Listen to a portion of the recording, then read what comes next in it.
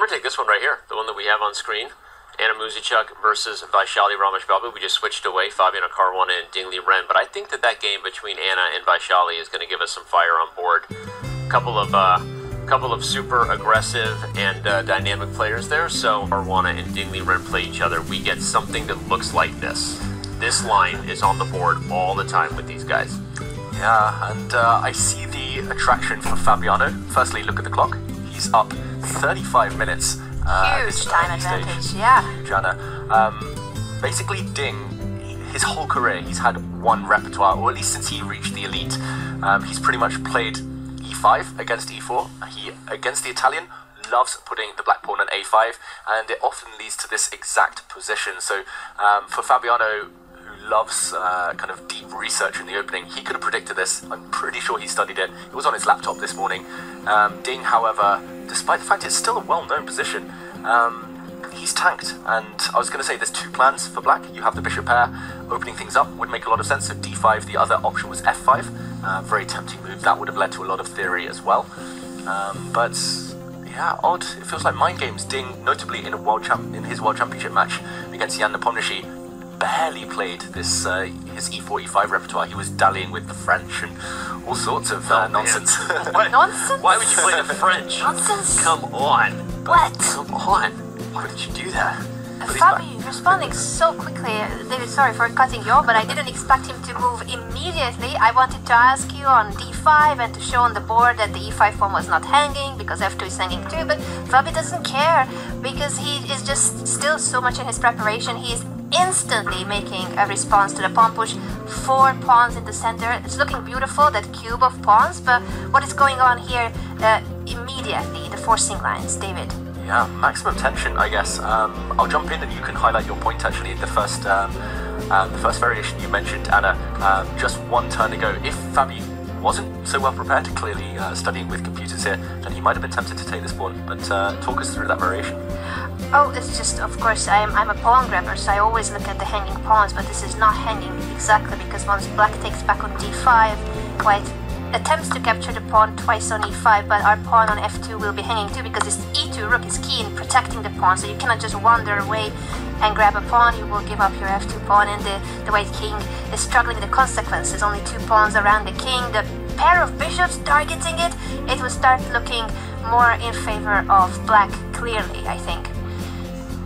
So fighting for the center instead. Yeah, really important point there, but definitely something to kind of keep an eye on. This diagonal tends to be key in this whole variation for black's pieces. So d4 played. Yeah, I mean, where do we start calculating? Do we take this pawn? Do we take this pawn? Do you keep the tension, just retreat the bishop?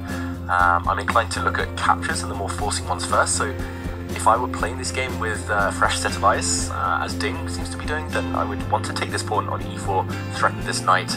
I don't think white can take this bishop. It's just going to blow open the white king side after the knight and f3 disappears, so most likely you have to take back the rook or knight. Any preferences? I think I'd probably take with the knight, maybe. Yeah, I don't know. I don't know if you were asking me or Anne. I was just letting you guys analyze over there, listening to the private lesson I'm getting from Grandmaster David Howe. But I don't know, this is crazy. Even though this one also has the bishop pair for black, the e4 pawn is a little hard to guard, and the bishop pair likely comes off if I want it. At some point, white can play bishop to e3. Although, okay, what happens on queen c2, bishop c4 here? Does that black bishop get its way into d3? I don't know. That would look terrible if the bishop lands on d3. I'm not happy about that. No. Maybe you have to step the other direction. I think if you go with d1 with the queen, right? Yeah. But it's actually not as bad as it looks. And the reason I suggested this, whether it works tactically or not, was that I was trying to leave black strapped with the most pawn weaknesses possible when we look at a5, c6, c7, e4. So I was thinking that maybe this is some plan. But either way, look, if we go back to the live position,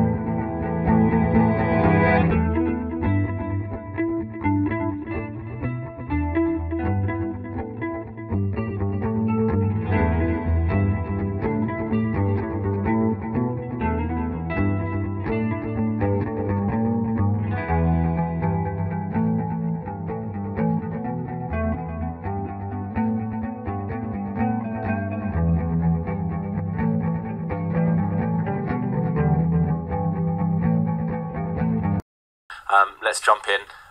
Just a quick backtrack for everyone at home. We were expecting just 2 moves ago Black's knight to take on f8, and the game goes on. The Black knight will park itself in front of its king and defend, even if the position is difficult. But rook takes f8. Fabi pounces on this mistake with queen to g5. We see the bar shoot up, and Ding clearly was relying on the move rook to g8 here, just to try to kind of create a barrier, put the rook on g6, hide the king behind it.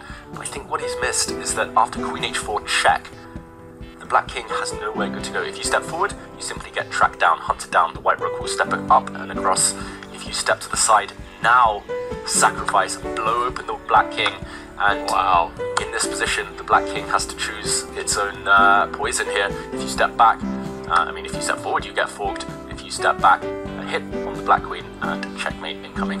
I think you're right. He just straight up probably missed this sacrifice right here that you have on the board. The rook takes e6 shot. I'm sure that he didn't plan on meeting the check with the queen by bringing the king forward to g6. I'm sure the plan was king g7, and then rook takes e6, which is simply end the game on the spot. And I think what missed, Danny, sorry, here's rook takes e6 doesn't work immediately because now there's a rook block. So you need to force the king to g7 first, and then into the corner. Yeah, this is a sign of his form, unfortunately.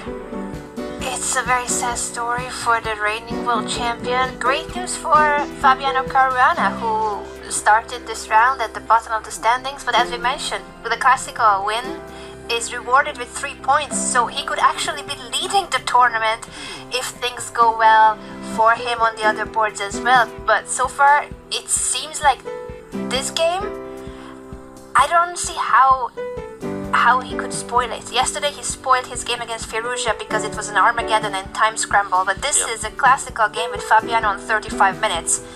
He's gonna win this in the next few moves. I think you're right. I think you will. I don't think Fabi lets fish like this off the hook. Not that Ding Liren's a fish. I'm talking about the position. I think Fabiano will... But rook d7, maybe black drops the queen back to c8. Okay, oh, look at we that. have a result. Fabiano Caruana defeats Ding Liren, gets his first win of the event in Classical, and as of right now, Fabiano just went from last place to first place. Welcome to Norway Chess. That is insane, and that's how the format is so exciting. 3 points for winning in Classical chess, so it doesn't matter that he wasn't doing well in Armageddon. He lost twice his Armageddon games. Now he's the leader of the tournament. And I just wanted to say, if we go back to Magnus's game, that the computer